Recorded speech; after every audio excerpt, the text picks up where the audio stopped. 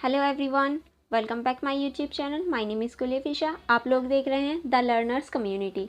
आज हम आपके लिए लेकर आए हैं बीए प्रोग्राम सेमेस्टर 5th और सेमेस्टर 5th की जो हमारी एजुकेशन की बुक है, आज हम एजुकेशन करने वाले हैं, जिसकी बुक का नाम है हमारा making the work place inclusive और हिंदी में इस बुक का नाम दे रखा है कार्यस्थल को समावेशी बनाना, जिसमें कि आप लोग यूनिट नंबर 1 ऑलरेडी कवर कर चुके हो और यूनिट 2 का चैप्टर नंबर 1 हमारा कवर हो चुका है। यानी आज हम यूनिट 2 का चैप्टर नंबर 2 करने वाले हैं, जिसका हमारे चैप्टर का नाम है समावेशन का अंतर्राष्ट्रीय फ्रेमवर्क। यानी हम मेनली इस चैप्टर में समावेशन को जानेंगे कि समावेशन होता क्या है और इसके कौन कौन से अंतर्राष्ट्रीय फ्रेमवर्क हैं, जैसे कि बहुत सारे इसमें दे रखे हैं। ठीक है, चलिए फिर स्टार्ट करते हैं आज का हमारा चैप्टर। स्टार्ट करने से पहले मैं आपको थोड़ा सा बता दूं कि समावेशन होता क्या है। देखिए, मेनली क्या है, समावेशन का अर्थ ये है सभी को समान लेकर चलना, चाहे वो शिक्षा के क्षेत्र में हो, विकास के क्षेत्र में हो, सभी का एक साथ विकास करना और सभी को साथ में लेकर चलना ही समावेशन कहलाता है। ठीक,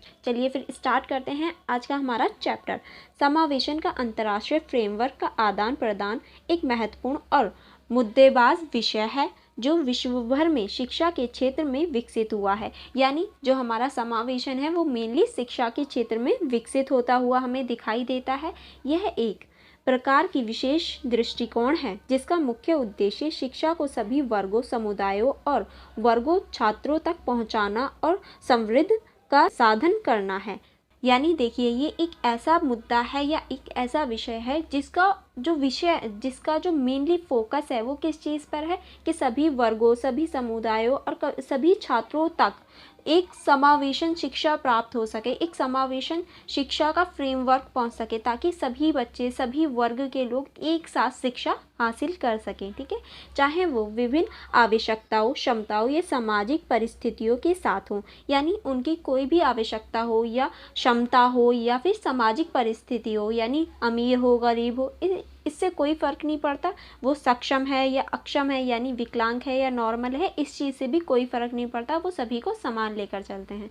इस अंतर्राष्ट्रीय फ्रेमवर्क के उद्देश्य समाज में सामाजिक और विशेष रूप से महिलाओं और वर्गबद्ध जातियों के साथ शिक्षा के प्रति समावेशन और न्याय को बढ़ावा देते हैं। यानी ये हर किसी के साथ, चाहे वो महिलाएं हो या वो किसी भी जाति से रिलेटेड हो, कोई भी हो, सभी को समान लेकर समान न्याय के साथ उसे बढ़ावा देते हैं और उसे आगे लेकर चलते हैं। इसके अंतर्राष्ट्रीय दृष्टिकोण से हम जान सकते हैं कि शिक्षा को कैसे एक सामाजिक सुधार के रूप में देखा जाता है जो समृद्धि, सामाजिक न्याय और विकास के लिए आवश्यक है। यानी इसके हम अंतर्राष्ट्रीय फ्रेमवर्क के रूप में देख सकते हैं कि शिक्षा को कैसे देखा जाता है, जो किसी भी समाज के लिए बहुत ज़्यादा इम्पॉर्टेंट है, उसकी वृद्धि के लिए, उसमें न्याय बनाने के लिए, हर चीज़ के लिए शिक्षा एक बहुत इम्पॉर्टेंट विषय हो जाता है। ठीक है, इस अंतर्राष्ट्रीय फ्रेमवर्क के अंतर्गत विश्व के विभिन्न देश शिक्षा प्रणालियों को सुधारने और समावेशी शिक्षा के माध्यम से समाज में मजबूती देने के तरीकों का पूरी दुनिया के साथ अद्यतन करने का प्रयास कर रहे हैं। यानी देखिए, पूरे दुनिया के साथ किस तरह से हम समावेश को बढ़ा सकते हैं, इस चीज़ पर, इस पर मेनली ध्यान दिया गया है। ठीक है, अब हमारा नेक्स्ट आता है सालामान का सम्मेलन, जो कि शिक्षा के क्षेत्र में ही था, ताकि शिक्षा को बढ़ाया जा सके। और इसको किस तरह से बढ़ाया जा सके या ये कब आया, चलिए फिर इसको स्टार्ट करते हैं पढ़ना। इन सभी प्रश्नों के उत्तर देने के लिए सालामान का सम्मेलन 1994 का आयोजन जून 1994 में हुआ। यानी जो हमारा सालामान का सम्मेलन है वो 1994 में लागू हुआ, जिसमें 92 सरकारों के प्रतिनिधियों और 28 अंतर्राष्ट्रीय संगठनों का भाग था। इसमें मेनली 92 सरकारों और 28 अंतर्राष्ट्रीय संगठनों ने भाग लिया। इस सम्मेलन का मुख्य उद्देश्य विशेष आवश्यकताओं की शिक्षा के विषय पर वैश्विक चर्चा और सहयोग को बढ़ावा देना था। यानी जितने भी हमारे इम्पॉर्टेंट मुद्दे होते हैं शिक्षा के लिए और जो विशेष शिक्षा के लिए मुद्दे होते हैं, उन पर चर्चा करना और उन्हें बढ़ावा देने का इसका मेनली उद्देश्य था। इस सम्मेलन का आयोजन स्पेन के सालामानका नामक स्थान पर हुआ। यानी ये जो सम्मेलन था ये स्पेन में एक स्थान है सालामानका, वहाँ पर हुआ, इसीलिए इसे सालामानका सम्मेलन के नाम से भी जाना जाने लगा। क्यों? क्योंकि ये स्पेन के सालामानका स्थान पर हुआ था, इसीलिए इसे सालामानका सम्मेलन के नाम से जाना जाने लगा। ठीक है, अब नेक्स्ट चलते हैं। इस सम्मेलन में विश्व समुदायों के सभी सदस्य देशों से सबके लिए शिक्षा के मामले में विशेष आवश्यकता वाले बच्चों के लिए गुणवत्तापूर्ण शिक्षा की प्राप्ति को बढ़ाने का आग्रह किया गया था। यानी ये जो सम्मेलन था इसमें मेनली जो सभी के लिए शिक्षा होती है, यानी वो नॉर्मल बच्चे हों या अब नॉर्मल बच्चे हों, सभी के लिए शिक्षा को बढ़ावा देने के लिए इसमें बात की गई थी और उन्हें उनकी गुणवत्ता के अकॉर्डिंग शिक्षा दी जाए, ना कि उनकी बॉडी लैंग्वेज के अकॉर्डिंग। इस बात पर भी इसमें ध्यान दिया गया। इस सम्मेलन ने यूनेस्को, यूएनडीपी, यूनिसेफ और विश्व बैंक जैसी अंतर्राष्ट्रीय संगठनों को समावेशन के क्षेत्र में सहयोग करने के लिए आह्वान भी किया। यानी इस सम्मेलन ने क्या किया, जो यूनेस्को है, यूएनडीपी है और यूनिसेफ है और जो विश्व बैंक है, इन सभी अंतर्राष्ट्रीय संगठनों ने इसमें भाग लेने के लिए प्रोत्साहन किया कि हाँ आप लोग इसमें भाग लें और हमारी सहायता करें, ताकि सभी बच्चों को एक साथ लाकर शिक्षा दी जा सके एक ही प्लेटफॉर्म पर। अब देखिए इतने सारे बच्चे होते हैं जिसमें से कुछ हैंडीकैप हैं, कुछ नॉर्मल है। अब दोनों को हम कहें कि हम दोनों को एक साथ शिक्षा देना चाहते हैं तो ये कहना बहुत आसान है, बट करना रियलिटी में बहुत मुश्किल है, क्योंकि इन बच्चों को लाना और फिर इन बच्चों को लाना और दोनों के बीच में कोई टकराव ना हो, कोई एक दूसरे की मजाक ना बनाए, कोई किसी को टीज़ ना करे, इन सभी चीज़ों पर ध्यान देना। और विशेषकर जो हमारे शिक्षक होते हैं, यानी जो हमारे टीचर होते हैं, उन लोगों को उनकी मेंटेलिटी इतनी अच्छी करना कि वो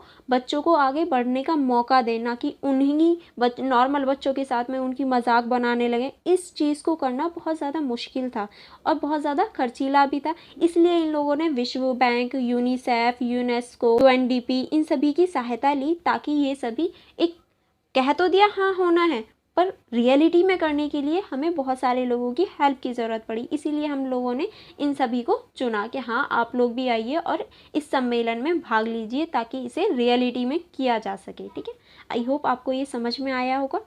चलिए फिर नेक्स्ट देखते हैं। नेक्स्ट हमारा है सालामान का सम्मेलन ने शिक्षा के क्षेत्र में समावेशन की महत्वपूर्ण चर्चा को प्रोत्साहित किया और उन्हें गुरुत्वाकर्षण में लाने का प्रयास किया। यानी जो सम्मेलन है सालामान का, उसने समावेशी शिक्षा को एक महत्वपूर्ण चर्चा का विषय बनाए रखा है, क्योंकि सभी को समान शिक्षा देना ही महत्वपूर्ण है और इसे एक गुरुत्वाकर्षण के स्थान पर रखा, ताकि सब लोग इसकी तरफ अट्रैक्ट हों। जैसे हम गुरुत्वाकर्षण बल की तरफ अट्रैक्ट हो जाते हैं, वैसे ही गुरुत्वाकर्षण की तरह इसने समावेशन को रखा, ताकि सभी लोग इसकी तरफ अट्रैक्ट हों और इसकी चीज़ों को समझें। इसका मुख्य उद्देश्य था कि समावेशन के माध्यम से सभी विद्यार्थियों को बिना किसी भेदभाव और समाज में पूरी तरह से सहभागी ही बनाया जाए। यानी इसका मेनली फोकस यही, उद्देश्य यही था कि सभी बच्चों को बिना भेदभाव, बिना किसी छांट के तुम ऐसे हो तुम वैसे हो, नहीं, सबको समान रख के सभी को समान भागीदारी देना और सभी को समान रखना ही इसका उद्देश्य था। यह सम्मेलन ने विश्व भर में शिक्षा के क्षेत्र में सामाजिक समावेशन और न्याय की दिशा में महत्वपूर्ण कदम उठाया और शिक्षा को एक सामाजिक सुधार के रूप में देखा। यानी इस सम्मेलन ने क्या किया, समावेशन को एक इतने अच्छे लेवल पर लेकर गए और उसने जो हमारी शिक्षा है उसे एक सामाजिक सुधार के रूप में देखा जाने लगा कि हाँ अगर हम लोगों को शिक्षित करेंगे तो हमारा समाज ऑटोमेटिकली ही सुधर जाएगा। आप भी ये चीज़ देख सकते हैं, अगर एक समाज है जहाँ कोई भी पढ़ा लिखा नहीं है और एक समाज है जहाँ हर कोई पढ़ा लिखा है, अब बताइए चोरी वगैरह जो होंगी वो इस समाज में ज़्यादा होंगी या ये वाले समाज में ज़्यादा होंगी? ये वाले समाज में ज़्यादा होंगी। क्यों? क्योंकि ये लोग अनपढ़ हैं, इनके पास एजुकेशन नहीं है, इनके पास जॉब वगैरह नहीं है, तो ये लोग क्या करेंगे, उल्टी सीधी हरकतें यही करेंगे कि चलो चोरी कर ली, किसी का मर्डर कर दिया, ऐसी चीज़ें। बट ये लोग क्या हैं, ये लोग एजुकेटेड हैं, इनके पास शिक्षा है, इनके पास नॉलेज है और इनके पास क्या है, अच्छी गुणवत्ता है और इन्हें सही गलत का अभाव भी है कि क्या चीज़ सही है क्या चीज़ गलत है। तो ये एक जो शिक्षा है वो एक अच्छे समाज को बनाने के लिए भी बहुत ज़्यादा इम्पॉर्टेंट रोल निभाती है। ठीक है, चलिए फिर आगे बढ़ते हैं। आगे हमारा है सालामान का सम्मेलन ने यह भी बताया कि समाज में समावेशन और समाज में सभी के साथ शिक्षा के माध्यम से ही समृद्धि, सामाजिक न्याय और विकास संभव है। इसके माध्यम से विश्व भर के देश अपनी शिक्षा प्रणाली को सुधारने और समाज में मजबूती देने के तरीकों को साझा करने का प्रयास कर रहे हैं। यानी देखिए, जो हमारा सालामान का सम्मेलन है, इसी ने सबको बताया कि अगर आपको विकास करना है, समृद्धि करनी है, न्याय करना है, तो सभी का विकास यानी सभी के साथ ही संभव है। आप अकेले अकेले भागोगे कि नहीं, हमें उन्हें साथ नहीं लेना, ये वो लोग हैंडीकैप हैं या उनके वो लोग नीची जाति के हैं, उन्हें साथ नहीं लेना, तो ऐसे विकास नहीं होगा। जब हम सभी को साथ लेकर चलेंगे तभी विकास होगा। इसलिए विश्व भर के अनेक देशों ने इसे अपनाया है और अपनी शिक्षा प्रणाली में सुधार की भी व्यवस्था बनाई है ताकि सभी को साथ लेकर चला जा सके। ठीक है, नेक्स्ट देखते हैं। नेक्स्ट है हमारा, इस सम्मेलन ने यह भी प्रमोट किया कि सभी देश अपनी शिक्षा नीतियों और बजटों में शिक्षा के समावेशी बनाने पर ध्यान केंद्रित करें ताकि सभी बच्चे बिना किसी आधार के और किसी संशोधन के साथ विद्यालय में प्रवेश कर सकें और उन्हें के लिए गुणवत्तापूर्ण शिक्षा की व्यवस्था की जा सके। यानी सभी अपने अपने देश में अपनी अपनी शिक्षा नीतियों पर और उनके बजटों पर भी ध्यान दें ताकि किसी भी बच्चे को उसमें दाखिला लेने के लिए या प्रवेश करने के लिए कोई भी संशोधन या फिर किसी भी ऐसी प्रक्रिया की ज़रूरत ना हो जो लंबी हो या उसे परेशानी हो या ऐसी कोई भी दिक्कत ना हो, ताकि वो आराम से अपनी गुणवत्तापूर्ण शिक्षा प्राप्त कर सके। ठीक है, नेक्स्ट चलते हैं। नेक्स्ट है हमारा, सालामान का सम्मेलन का आयोजन ने विश्व भर में शिक्षा में समावेशन के मामलों में महत्वपूर्ण कदम उठाया और शिक्षा को विश्व के सभी बच्चों तक पहुंचाने की दिशा में महत्वपूर्ण प्रेरणा प्रदान की है। नेक्स्ट है हमारा, सालामान का सम्मेलन का आयोजन ने विश्व भर में शिक्षा में समावेशन के मामलों में महत्वपूर्ण कदम उठाए और शिक्षा को विश्व के सभी बच्चों तक पहुंचाने की दिशा में एक महत्वपूर्ण प्रेरणा प्रदान की। यानी जो हमारा सालामान का सम्मेलन है, इसने एक बहुत महत्वपूर्ण इम्पॉर्टेंट भूमिका निभाई समावेशन शिक्षा को बढ़ाने के लिए और सभी देशों तक पहुंचाने के लिए और सभी बच्चों को एक साथ लाने के लिए। अब वो महत्वपूर्ण कदम कौन कौन से हैं वो कुछ नीचे भी दे रखे हैं, चलिए फिर उनको पढ़ना स्टार्ट करते हैं। अगर आपने अभी तक इस वीडियो को लाइक नहीं किया है तो फटाफट से लाइक कर दीजिए, क्योंकि ये बहुत इंपॉर्टेंट वीडियो होने वाली है आपके एग्ज़ाम के अकॉर्डिंग भी और वैसे भी। अगर आपने अभी तक सच में इस वीडियो को लाइक नहीं किया है तो आप बहुत बड़ी गलती कर रहे हैं। फटाफट जाइए, इस वीडियो को लाइक करिए और अपने फ्रेंड्स के साथ भी शेयर ज़रूर करिएगा। ठीक है, चलिए फिर स्टार्ट करते हैं हमारे कौन कौन से महत्वपूर्ण कदम थे। फर्स्ट है हमारा, शिक्षा के अधिकार। सालामान का सम्मेलन ने स्पष्ट रूप से बताया कि हर बच्चे को उनकी शिक्षा का अधिकार होता है, चाहे वह किसी भी प्रकार की विशेष आवश्यकता या विकलांगता के साथ हो।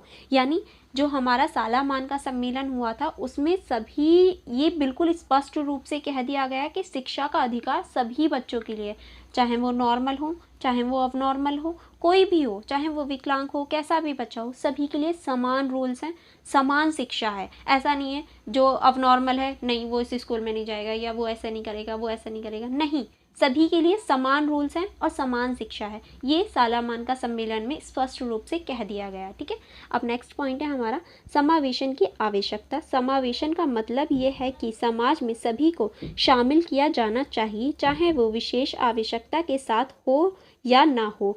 इससे दिक्कतों और भेदभावों को कम किया जा सकता है और समाज में सहायता और समरसता को बढ़ावा मिल सकता है। यानी देखिए, जो समावेशन है उसको मेनली बनाया ही इसलिए गया था ताकि सभी को समान लाया जा सके, चाहे वो नॉर्मल हो या अब नॉर्मल हो, कोई इशू नहीं है, सभी को समान लाना ही समावेशन का मेनली उद्देश्य है। ठीक है, ताकि सभी को एक समान पटल पर लाया जा सके, एक समान प्लेटफॉर्म पर लाया जा सके और सभी एक पूरे देश के लिए एक भूमिका निभा सकें, ताकि पूरे देश का विकास हो सके सब। क्योंकि देखिए, जब हम सभी के साथ चलकर कोई कार्य करते हैं तभी हमारा विकास होता है। तो वैसे ही चाहे वो नॉर्मल हो या अब नॉर्मल हो, सभी को समान लाना ही इसका उद्देश्य था।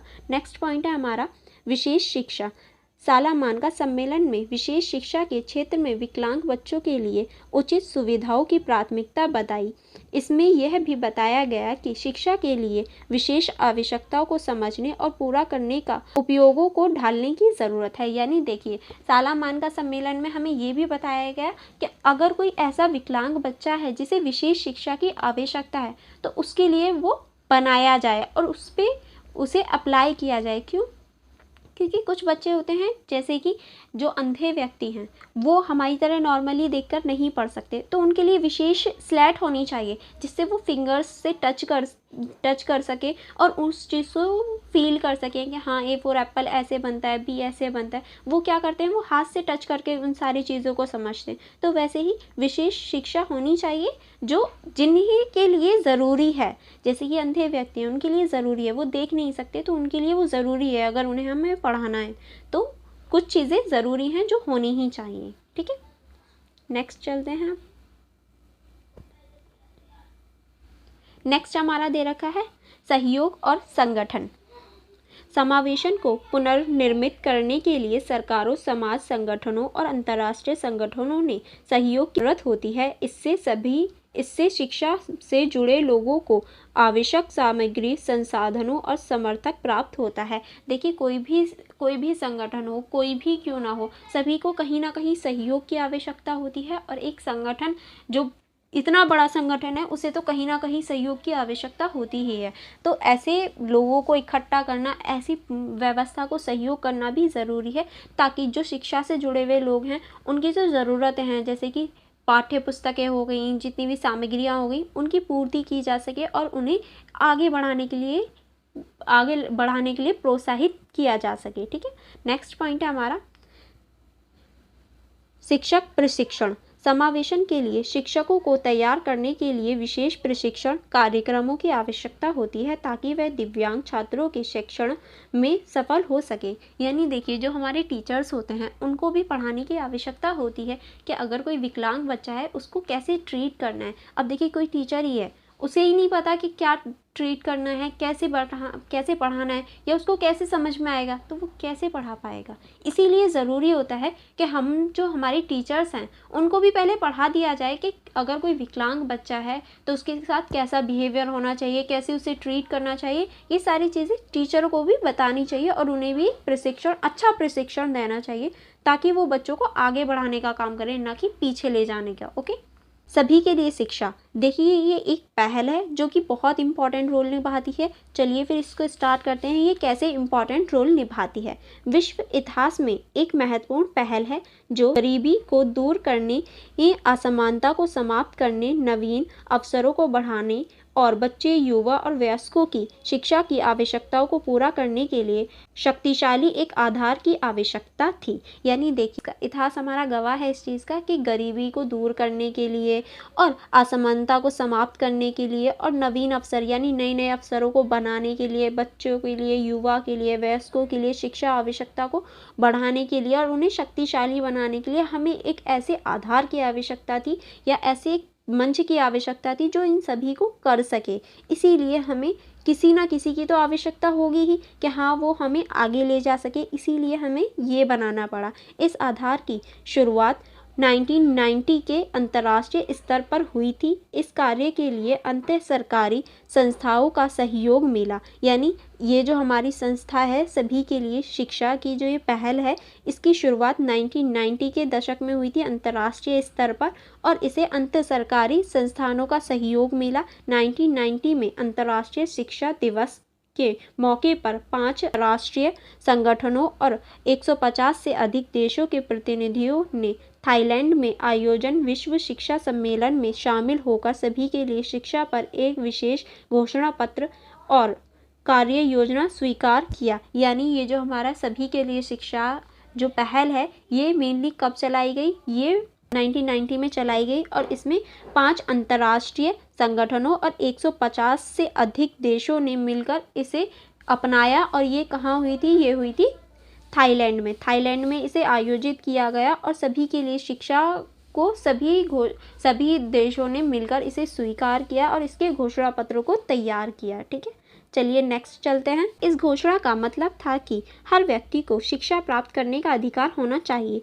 चाहे वो कहीं भी हो और उसकी सामाजिक स्थिति कुछ भी हो। इसका मकसद था कि शिक्षा के लाभ को सभी तक पहुंचाया जाए और विभिन्न प्रकार की आवश्यकताओं को पूरा किया जाए, चाहे वो बच्चों, युवा और या वयस्कों की हों। यानी देखिए, जो ये घोषणा पत्र हमारा सभी के लिए शिक्षा में जो घोषणा पत्र तैयार किया गया था, उसका मेनली मकसद ही ये था कि सभी के लिए शिक्षा हो, उसका उद्देश्य ये था कि सभी के लिए शिक्षा हो, चाहे वो कहीं भी हो, उसकी सामाजिक स्थिति कैसी भी हो, चाहे वो वयस्क हो, चाहे वो बच्चा हो, चाहे वो युवा हो, कोई भी अवस्था में हो, सभी के लिए सभी के लिए शिक्षा होनी चाहिए। यही इसका उद्देश्य था मेनली। ठीक है, सभी के लिए शिक्षा के उद्देश्य। अब इसके क्या क्या उद्देश्य रहे कि सभी के लिए शिक्षा हो, तो इसके क्या क्या उद्देश्य होंगे उनको पढ़ना स्टार्ट करेंगे। फर्स्ट उद्देश्य हमारा शिक्षा की अधिगम आवश्यकताओं की पूर्ति। हर बच्चे को उनकी आवश्यकताओं के अनुसार शिक्षा प्राप्त करने का अधिकार होना चाहिए।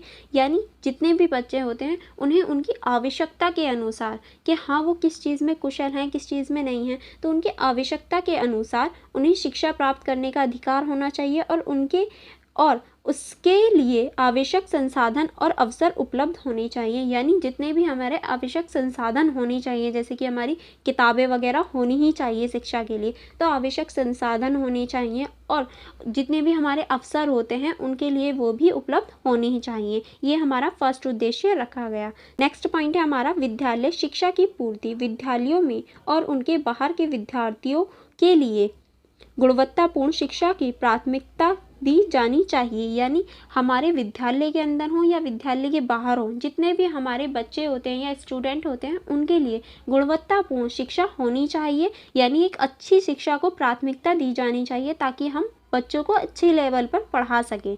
ठीक है, थर्ड पॉइंट है हमारा, यानी थर्ड उद्देश्य है युवाओं और वयस्कों की शिक्षा। युवाओं और वयस्कों को भी समान शिक्षा का हक होता है और उन्हें जीवन कौशल और ज्ञान का प्रशिक्षण मिलना चाहिए। यानी देखिए, युवा हों, बच्चे हों या फिर वयस्क हों, सभी के लिए शिक्षा एक आवश्यक चीज़ है और सभी को शिक्षा प्राप्त करने का अधिकार भी है। तो सभी के लिए शिक्षा एक आवश्यक है, यही इस सम्मेलन में कहा गया। नेक्स्ट चलते हैं। नेक्स्ट हमारा दे रखा है, इस घोषणा ने यह साबित करने का प्रयास किया कि शिक्षा सभी के लिए उपलब्ध होनी चाहिए, चाहे वो कहीं भी हो और उनकी सामाजिक स्थिति कुछ भी हो। इसके लिए सरकारों, गैर सरकारी संगठनों और विभिन्न सेक्टरों के सहयोग की ज़रूरत होती है ताकि शिक्षा से जुड़े सभी व्यक्तियों को उचित गुणवत्ता वाली शिक्षा मिल सके। यानी जो हमारा ये सभी के लिए शिक्षा का घोषणा पत्र था, इसने ये साबित किया कि शिक्षा जो होती है वो सभी के लिए इम्पॉर्टेंट होती है, चाहे वो वयस्क हों, बुज़ुर्ग हों या फिर जवान हो, बच्चे हों, सभी के लिए इम्पॉर्टेंट है, किसी भी समाज के लिए इम्पॉर्टेंट है। तो उसको बढ़ावा देने के लिए सरकारी संगठन हो गए, गैर सरकारी संगठन हो गए, जो हमारी एजेंसियाँ होती हैं, जो संगठन होते हैं, उन सभी को इसमें भागीदारी देनी चाहिए और उन सभी को एक अच्छी गुणवत्ता वाली शिक्षा सभी के लिए उपलब्ध करानी चाहिए। ठीक है, चलिए नेक्स्ट आगे बढ़ते हैं। अब हमारा नेक्स्ट दे रखा है, यहाँ आधारभूत अधिगम आवश्यकता को संबोधित करने का अर्थ क्या है। यानी जो हमारी आधारभूत अधिगम है उसमें आवश्यकता को संबोधित करने का क्या अर्थ होता है। चलिए फिर उसको देखते हैं कि उसका क्या अर्थ है। फर्स्ट पॉइंट है हमारा, पूर्व बाल्यावस्था में देखभाल और विकास के लिए अवसर व संसाधन की उपलब्धता होना। यानी देखिए, बाल अवस्था में सभी संसाधनों का होना और अवसरों को मिलना ही हमारा बहुत इम्पॉर्टेंट रोल निभाता है। बहुत इम्पॉर्टेंट होती हैं ये सारी चीज़ें। कैसे, चलिए इसको पढ़ना स्टार्ट करते हैं। इसका मतलब है कि बच्चों की उम्र के पहले स्तर पर उन्हें सही देखभाल, पोषण और विकास के लिए आवश्यक संसाधन और मौके का सुनिश्चित किया जाना चाहिए। यानी देखिए, जो बच्चों की पहला स्तर होता है, विकास का जो पहला स्तर होता है, उसमें उनकी देखभाल होना, पोषण मिलना और विकास के सही अवसर मिलना भी ज़रूरी है। अगर किसी बच्चे को सही अवसर ना मिले विकास के, या फिर पोषण ना मिले या फिर देखभाल ना की जाए, तो वो बच्चा गलत डायरेक्शन में जा सकता है या गलत चीज़ों में पड़ सकता है। इसीलिए ज़रूरी है कि उसकी देखभाल करना, पोषण मिलना, उसके लिए विकास के अच्छे अवसर मिलना भी बहुत ज़्यादा ज़रूरी हो जाता है। ठीक है, अब नेक्स्ट पॉइंट है हमारा, विद्यालय के भीतर और बाहर के विद्यार्थियों के लिए प्रासंगिक और गुणवत्तापूर्ण प्राथमिक विद्यालय शिक्षा का प्रावधान करना। यानी जो भी हमारे विद्यालय के अंदर बच्चे हैं या विद्यालय के बाहर हैं, उनके लिए एक सिस्टमैटिक शिक्षा और गुणवत्ता, यानी गुणवत्तापूर्ण का मतलब है अच्छी शिक्षा प्रदान करना भी बहुत इम्पॉर्टेंट हो जाता है। कैसे, चलिए देखते हैं। इसका मतलब है कि विद्यालय में और विद्यालय के बाहर शिक्षा प्राप्त करने वाले छात्रों के लिए उच्च गुणवत्ता वाली शिक्षा की उपलब्ध कराना चाहिए, जिससे वह अच्छी तरह से शिक्षा प्राप्त कर सके। बिल्कुल ठीक बात है। अगर बच्चों को अच्छी शिक्षा नहीं दी जाए तो बच्चे गलत डायरेक्शन में जा सकते हैं या गलत दिशा में जा सकते हैं, जिससे उनका भविष्य बर्बाद हो सकता है। इसीलिए उन्हें एक अच्छी शिक्षा देना, अच्छी तरह से उन्हें समझाना कि क्या चीज़ सही है, क्या चीज़ गलत है, और अच्छी शिक्षा देना भी बहुत इम्पॉर्टेंट है, जिससे क्या होता है, बच्चे सही और गलत में डिफरेंस कर पाते हैं। अदरवाइज़ बच्चे खुद कंफ्यूज रहते हैं क्या सही है क्या गलत है। तो अच्छी शिक्षा बहुत ज़रूरी है किसी भी बच्चे को सही और गलत में अंतर कराने के लिए। ठीक है, चलिए फिर स्टार्ट करते हैं, आगे चलते हैं। आगे हमारा पॉइंट नंबर 3 दे रखा है। पॉइंट नंबर 3 क्या कह रहा है? युवा और वयस्कों के लिए समान शिक्षा प्रक्रिया, साक्षरता, आधारभूत ज्ञान और जीवन कौशल का प्रशिक्षण देना।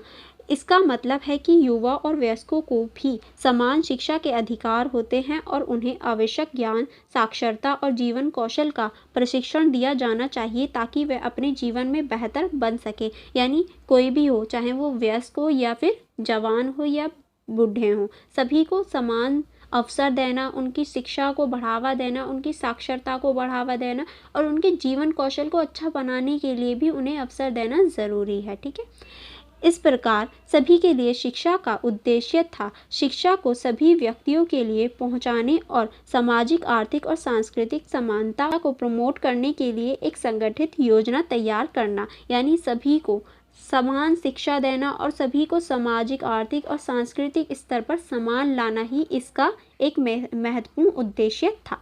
ठीक है, नेक्स्ट हमारा आता है इस विशेष सम्मेलन में सभी के लिए शिक्षा 2000 डकार स्नेंगल के मुख्य उद्देश्यों को सारांश निम्नलिखित है। यानी सभी के लिए शिक्षा के बाद हमारा डकार स्नेंगल सम्मेलन आता है, जिसके जो उद्देश्य हैं वो कौन कौन से हैं। चलिए फिर स्टार्ट करते हैं। डकार स्नेंगल सम्मेलन के जो उद्देश्य हैं उनको पढ़ना। चलिए फिर स्टार्ट करते हैं पढ़ना इसे। आधारभूत आवश्यकताओं की पूर्ति, सभी व्यक्तियों, विशेष रूप से बच्चों, युवाओं और वयस्कों को शिक्षित बनाने के लिए आवश्यक संसाधनों और अवसरों की पूर्ति करने का मौका मिलना चाहिए। यानी अगर हम बच्चे, युवा, वयस्क किसी को भी शिक्षित बनाना चाहते हैं, उन्हें पढ़ाना चाहते हैं, तो आवश्यक जो सुविधाएं होती हैं वो उन्हें मिलनी ही चाहिए। यह उनका अधिकार है कि उन्हें उचित शिक्षा के लिए उपयुक्त माहौल और सुविधा मिले। यानी ये उनका अधिकार है कि उन्हें उचित माहौल और उचित सुविधाएं मिले। यानी सही सा अच्छा सा माहौल होना चाहिए पढ़ने वाला,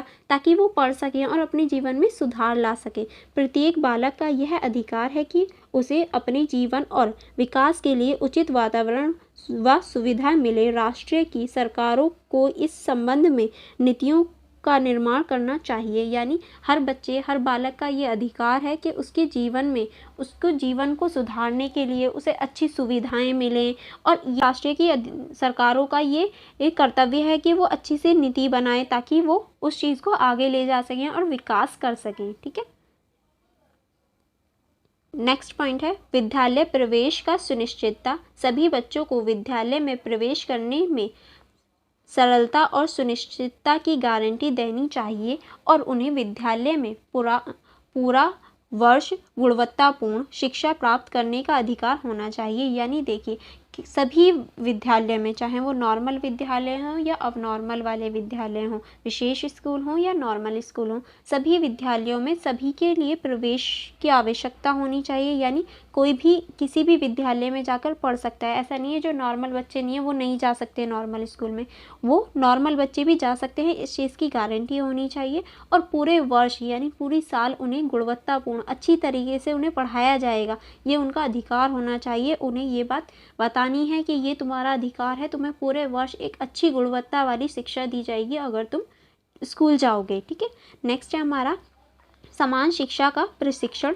सभी विद्यार्थियों को अपनी योग्यता के आधार पर समान शिक्षा मिलनी चाहिए और उन्हें साक्षरता, आधारभूत ज्ञान और जीवन कौशल का प्रशिक्षण देना चाहिए। जो बच्चे किसी कारणवश बल, श्रम, नशा, प्राकृतिक आपदा आदि अन्य किसी भी कारण से विद्यालय या महाविद्यालय छोड़ देते हैं, उन्हें अधिगम आवश्यकताएं अधूरी रह जाती हैं, ऐसे बालकों को शिक्षा व्यवस्था के लिए विशेष प्रावधान किए जाने चाहिए। यानी ऐसे प्रावधान होने चाहिए, जैसे अगर कोई बच्चा है वो नशे की कंडीशन में आ गया, नशे में फंस गया, या फिर प्राकृतिक कोई आपदा हो गई या कोई अन्य स्थिति ऐसी आ गई कि उसने पढ़ाई छोड़ दी, तो हमारे सिस्टम को ऐसा होना चाहिए कि अगर उसने अभी पढ़ाई छोड़ दी है कोई बात नहीं, वो बाद में कंटिन्यू कर सकता है। ऐसा नहीं अगर छोड़ दी तो 2-3 साल का गैप हो गया, नहीं भाई तुम दोबारा नहीं पढ़ सकते, नहीं। हमारे सिस्टम को इतना लचीला होना चाहिए कि अब वो आगे चलकर उस चीज़ को आगे कंटिन्यू कर सके और अपने भविष्य को सुधार सके और अपने भविष्य में बदलाव कर सके। ठीक है,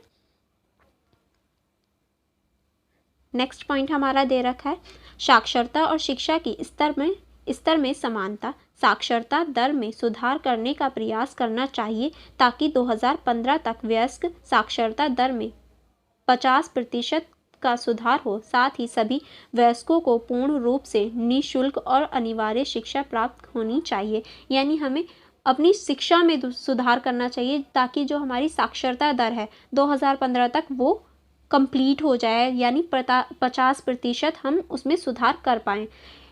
अब ये जो हमारी लिमिट थी ये बढ़ गई है क्योंकि हम 2015 बहुत टाइम पहले ही क्रॉस कर चुके हैं और हम अभी भी हम अपनी साक्षरता दर को बढ़ाने के लिए दिन प्रतिदिन प्रयास कर रहे हैं ताकि हम लोग अपनी साक्षरता दर को बढ़ा सकें और अपने देश के सभी नागरिकों को साक्षर बना सकें।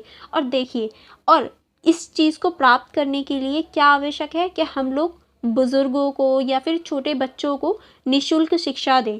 ऐसा हमारे देश में होता भी है कि 7 से 14 साल के बच्चों को निःशुल्क शिक्षा दी जाती है और कुछ बुज़ुर्गों को भी निःशुल्क शिक्षा दी जाती है ताकि हम अपनी साक्षरता दर बढ़ा सकें। अच्छा, चलिए आपके लिए एक क्वेश्चन है, आप ये बताइएगा कि हमारे पूरे भारत में कौन सा ऐसा राज्य है जो साक्षरता दर में नंबर 1 पे आता है, यानी उसकी साक्षरता दर सबसे ऊपर है। ठीक है, ये आपका क्वेश्चन है, आप लोग ज़रूर कमेंट बॉक्स में कमेंट करके बताना। ओके, चलिए फिर नेक्स्ट पॉइंट पढ़ते हैं। नेक्स्ट है हमारा शिक्षा प्रक्रिया में सामाजिक समानता। सामाजिक और आर्थिक असमानताओं को दूर करने के लिए सभी वर्गों के बच्चों को शिक्षा में समानता और समता के आधार पर शिक्षा प्राप्त करने के लिए उपयोग किया जाएगा। यानी देखिए, सभी समाज के लोगों को, चाहे वो आर्थिक स्तर पर हों, सामाजिक स्तर पर हों, सभी को समान लाकर शिक्षा दी जाएगी ताकि उनके जो भेदभाव हैं वो ख़त्म हो सके, उनको एक समान समझने की जो दृष्टि है वो बन सके। इसीलिए उनको सभी को समान स्तर पर शिक्षा दी जाएगी। नेक्स्ट पॉइंट है हमारा सहभागिता में सशक्तिकरण। शिक्षा में विद्यार्थियों, शिक्षकों, विद्यालय प्रबंधन समितियों, अभिभावकों और समुदायों के सभी सदस्यों की सहभागिता में सशक्त करने के उपाय किए जाएंगे। शिक्षा प्रक्रिया को प्रत्येक स्तर पर इतना आकर्षित बनाया जाए कि विद्यार्थी विद्यालय आने के लिए उत्सुक हों तथा वह स्वयं बिना किसी दबाव के अध्ययन करना चाहें। यानी सहभागिता और सशक्तिकरण को इतना अच्छा होना चाहिए, या ये कह सकें कि हमारे विद्यालय और टीचर्स को इतना अच्छा होना चाहिए कि जो स्टूडेंट्स हैं वो खुद आए पढ़ने। ऐसा नहीं है उन्हें ज़बरदस्ती भेजा जा रहा है, उनके ऊपर बर्डन डाला जा रहा है, नहीं तुम पढ़ो पढ़ो पढ़ो, नहीं। एक ऐसी स्ट्रेटेजी होनी चाहिए, एक अच्छे तरह से पढ़ाने का तरीका होना चाहिए ताकि बच्चे खुद आएँ और उनका मन करे कि हाँ पढ़ने में मज़ा आए, ताकि वो पढ़ें आगे, उनके ऊपर कोई दबाव ना हो, वो स्वयं पढ़ना चाहें। ऐसी हमें स्ट्रेटेजी बनानी चाहिए। ठीक है, नेक्स्ट पॉइंट है संसाधनों की गतिशीलता। सभी संसाधनों को गतिशील बनाने और उन्हें समानता के आधार पर प्रयोग करने का उपयोग किए जाना चाहिए। यानी जो हमारे जितने भी प्रकार के संसाधन हैं शिक्षा के लिए, वो सभी स्तरों पर उपयोग किए जाने चाहिए, चाहे वो निजी क्षेत्र हों या सार्वजनिक क्षेत्र हों। सभी के लिए समान अवसर मिलने चाहिए, सभी के लिए समान जो हमारी संसाधन है वो होने चाहिए ताकि सभी का विकास हो सके। नेक्स्ट पॉइंट है हमारा अंतर्राष्ट्रीय सहयोग। अंतर्राष्ट्रीय स्तर पर एकजुटता को सशक्तिकरण करके सभी शिक्षा के महत्वपूर्ण पहलुओं को पूरा करने के लिए सहयोग किया जाना चाहिए। यानी अंतर्राष्ट्रीय स्तर पर भी हमें सहयोग करना चाहिए और सभी देशों के साथ एकजुट होकर हमें शिक्षा को आगे बढ़ाने का प्रयास करना चाहिए और सभी को एक समान एक साथ लाने का प्रयास करना चाहिए। तभी हम सबका विकास एक साथ हो सकता है, तभी हम एक ऐसी दुनिया का निर्माण करेंगे जो एक इम्पॉर्टेंट रोल निभाएगी हमारी आज की लाइफ को बदलने के लिए। ठीक है, नेक्स्ट आगे चलते हैं। नेक्स्ट पॉइंट हमारा दे रखा है अंतर्राष्ट्रीय एकजुटता। इस उद्देश्य का मतलब है कि हमें अंतर्राष्ट्रीय शिक्षा के क्षेत्र में एकजुटता बनाने के लिए समृद्धि सहयोग करना चाहिए, जिससे कि सभी लोगों को समृद्धि की दिशा में शिक्षा के माध्यम से मदद मिल सके। यानी हमारी अंतर्राष्ट्रीय एकजुटता होनी चाहिए। जैसे कि आज भी हम लोग देखते हैं कि हमारे भारत जैसे देश से, यानी हमारा भारत इतना महान है, फिर भी हमारे देश से कितने लोग अलग अलग कंट्रियों में जाते हैं शिक्षा ग्रहण करने के लिए। ये क्या है, क्यों हम लोग जा रहे हैं? क्योंकि हमारा जो पूरा विश्व है वो एकजुट है। जब भी तो हम एक जगह से दूसरी जगह शिक्षा ग्रहण करने जाते हैं जो इम्पॉर्टेंट है। और इस चीज़ से क्या होता है, हमारे जो भारत के लोग हैं वो यहाँ के लोगों का कल्चर सीख पाते हैं, यहाँ की लोगों की लैंग्वेज, सारी चीज़ें सीखते हैं। और जो बाहर से लोग बाहर से कंट्री के लोग हमारे देश में आते हैं शिक्षा ग्रहण करने, वो हमारी जो संस्कृति है, हमारी जो रहन सहन है, उन सभी को सीखते हैं, जिससे क्या है एकजुटता बनती है पूरे अंतर्राष्ट्रीय स्तर पर। ठीक है, नेक्स्ट देखते हैं। यह सम्मेलन शिक्षा के क्षेत्र में सामाजिक और आर्थिक समानता को प्राप्त करने के लिए कई महत्वपूर्ण मार्गदर्शन निर्माणों को दिखाता है और शिक्षा के क्षेत्र में सुधार करने के लिए एक मार्गदर्शन प्रस्तुत करता है। यानी एक मार्गदर्शन प्रस्तुत करता है कि किस तरह हम सभी क्षेत्रों को आगे ले जा सकते हैं और सभी इम्पॉर्टेंट जो हमारे पॉइंट्स हैं, सभी जो हमारे मुद्दे हैं, उनको हम किस तरह से प्राप्त कर सकते हैं, ये सभी पर ध्यान आकर्षित करता है। ठीक है, नेक्स्ट अब हमारा दे रखा है डकार स्नेगल शिक्षा सम्मेलन में निर्धारित उद्देश्यों की प्राप्ति के लिए निम्नलिखित रणनीतियों के विषय में चर्चा की गई है। यानी अब हम देखेंगे कौन कौन सी रणनीतियाँ हमारे डकार स्नेगल सम्मेलन में दी गई थी, जो हम लोग कवर करने वाले हैं नेक्स्ट वीडियो में। आई होप आपको अभी तक ये सारी चीज़ें समझ में आ गई होंगी। अगर आपको कोई भी डाउट हो या कोई भी कन्फ्यूजन हो तो आप कमेंट बॉक्स में कमेंट करके बता सकते हैं, मैं ज़रूर रिप्लाई दूंगी। और आपने अभी तक इस वीडियो को लाइक नहीं किया है और हमारे चैनल द लर्नर्स कम्युनिटी को सब्सक्राइब नहीं किया है तो फटाफट से जाइए सब्सक्राइब कर लीजिए। और अगर आप हमसे जुड़े रहना चाहते हैं तो हमारे टेलीग्राम ग्रुप, इंस्टाग्राम और यूट्यूब पर भी हमें फॉलो कर सकते हैं। और ऐसे ही मोर वीडियोज़ के लिए हमारे चैनल को सब्सक्राइब कर लीजिए और बेल आइकन को भी प्रेस कर लीजिए ताकि आप लोगों को सबसे पहले नोटिफिकेशन मिल जाए। Thank you very much everyone.